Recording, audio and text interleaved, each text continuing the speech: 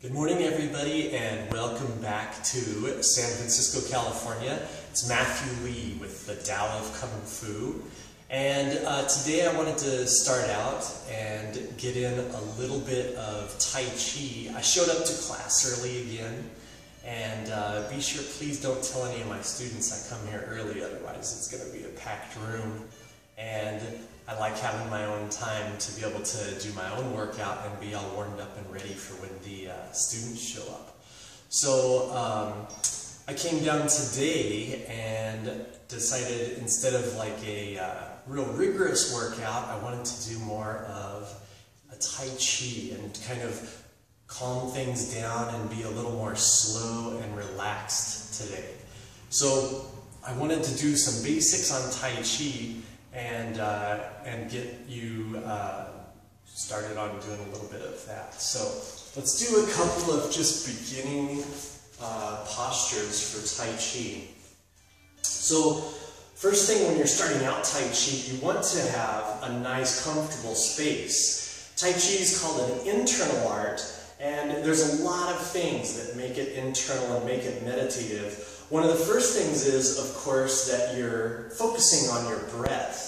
And that makes it a little bit more of a meditation, but there's even more and more deeper exercises that what you do with your breath, what your body does while you're breathing, and then also what your brain is doing. But on a really basic level, you want to have the mind concentrated inward.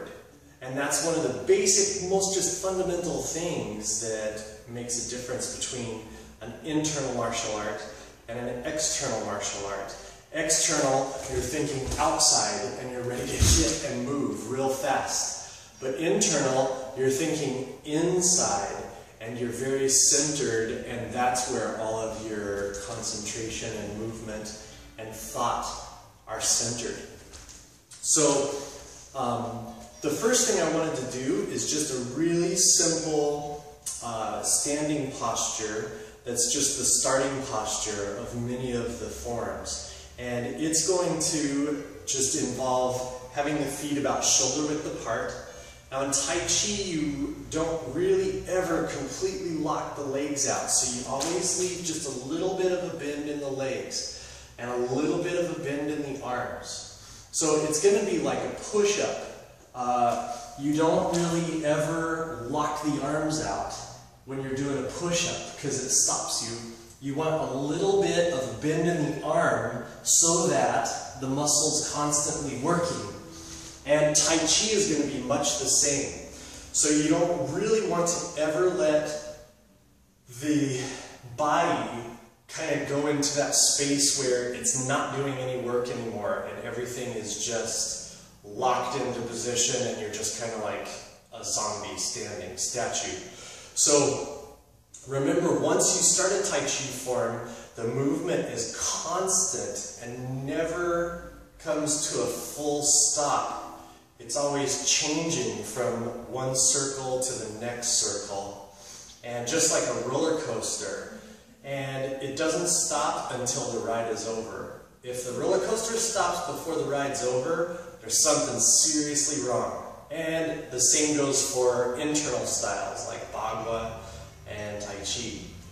So you want your feet about shoulder width apart, and you're going to have your knees bent, and your hands are just going to be hanging. Now the classic Tai Chi hand has the middle finger. Like say if you were playing piano, you'd just be engaging the middle finger down. So like pressing the E, right? And that just relaxes the center of the palm.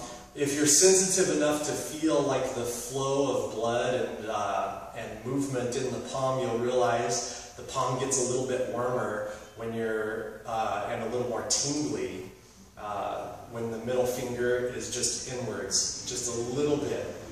And then a little space between each finger, and every finger, just like the knees, is relaxed and loosened that way, rather than tense and rigid. So no part should be tense or rigid. The hips are tucked so the small of the back is fairly flat, The spine is stacked on itself, straight up through the crown.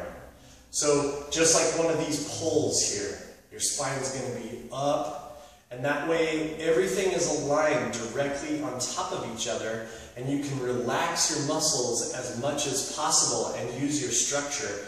That way you're using kind of the smaller muscles that you don't use very frequently.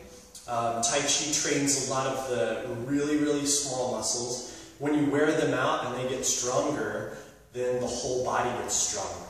You don't want to be strong through the big muscles. It's the small muscles a lot of times that create that extra power generation that make you really, really incredibly skilled.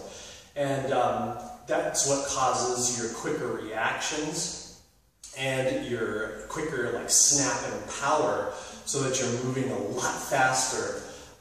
When you see like boxers or the MMA fighters and stuff like that that are lightning quick, it's not because of their larger muscles. It's the smaller, slow twitch muscles. When you exhaust those, it sounds weird because it's the name of the muscle is slow twitch.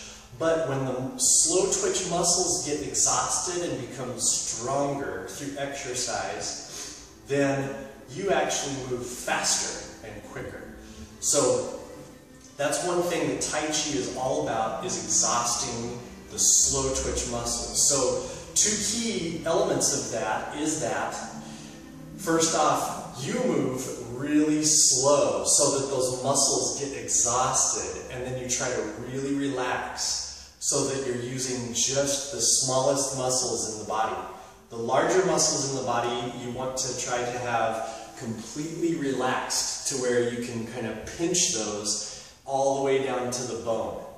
And then just small little muscle groups. So this first move is going to be rising. So our concentration is at our center. We draw our focus in and focus on our center, just in front of the spine, below the navel, halfway below the navel and the pubic bone. And we're going to imagine that just welling up and overflowing with water and dropping down the legs. And as that happens, we're going to sink the body. Now, think of this. When a roller coaster starts out, the first thing it has to do is rise. And then it goes over its first initial drop. And that initial drop is the highest point in the roller coaster, if it's just a gravity-feed roller coaster. And so it's building potential energy. And then it drops and uses all of that energy from that first drop to send it all the way through the rest of the ride. So that's what we're doing here as well, is we're setting the pace for the rest of the ride, and we're starting out with our potential energy by dropping our weight down into the ground. And then one of the key elements with the meditative part of this is to follow one of the laws of motion. Every action has an opposite and equal reaction. And so as we drop our potential energy into the ground also forces energy upward to meet our energy. It's equal and opposite. So we don't fight it. What we do is we feel it, and then we round it and use it to raise. And then we're giving energy back into the ground as it's feeding us energy. And that's one of the meditative parts of Tai Chi. We're always constantly doing that. We're doing that with air.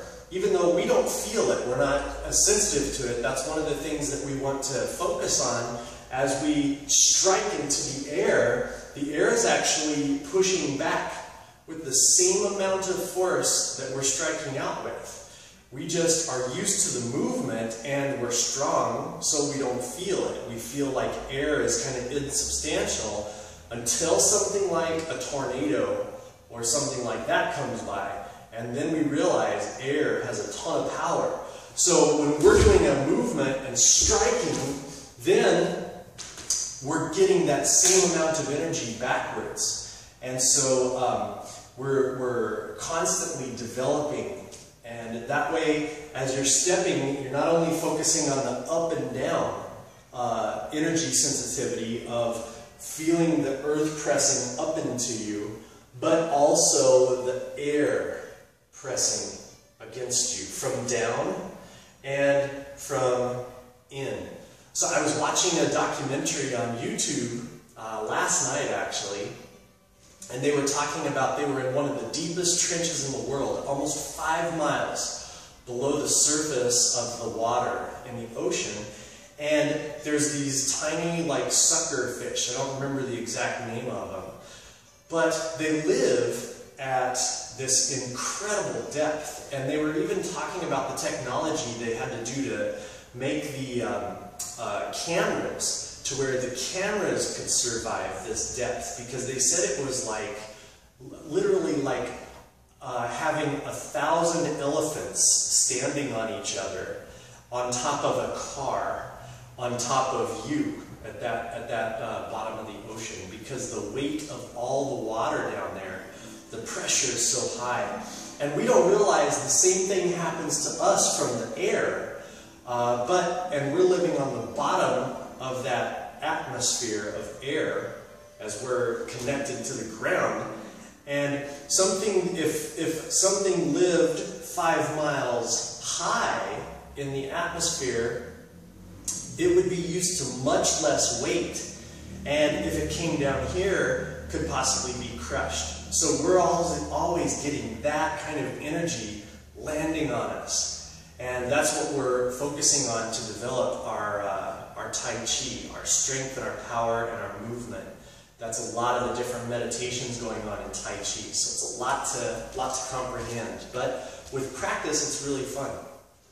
So the initial movement, your tongue is up, touching the roof of the mouth behind the teeth, on the hard palate, and then you're going to drop. As you exhale, you're going to breathe in. As you rise, the hands just come up about temple, bend the joints a little bit more, and you exhale as you drop. The hands just go down about like waist level, and you rise.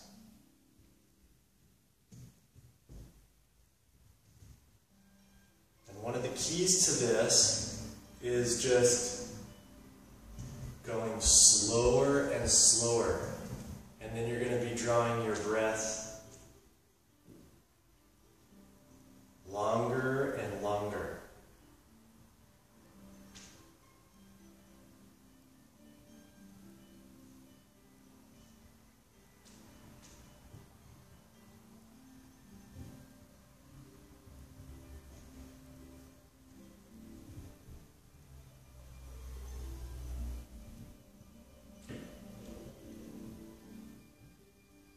Let's do like 5 more.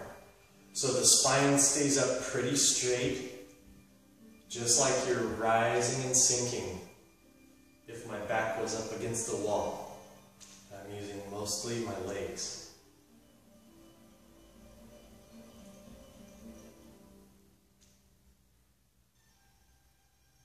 And a good goal for this to start off with is maybe play your favorite song and do this for the length of a song, like between 3 and 5 minutes is a good goal to start off with. Then when we're ready to sink, drop and come back up to our natural ready. You also kind of have to come back out and externalize a little bit if you really drop inward and get that. So even just 5 breaths, I feel nice and relaxed, and I'm ready for class to start here in about 6 minutes. So that's perfect. So I'm going to let everybody go. So enjoy working on your Tai Chi, and I'll give you some new postures here very soon. But good luck with your training, and I hope you enjoy it. Work on the internalization part of it, as well as the breath. And then there's definitely more to come soon. So from San Francisco, enjoy your day, and as always, thanks for watching.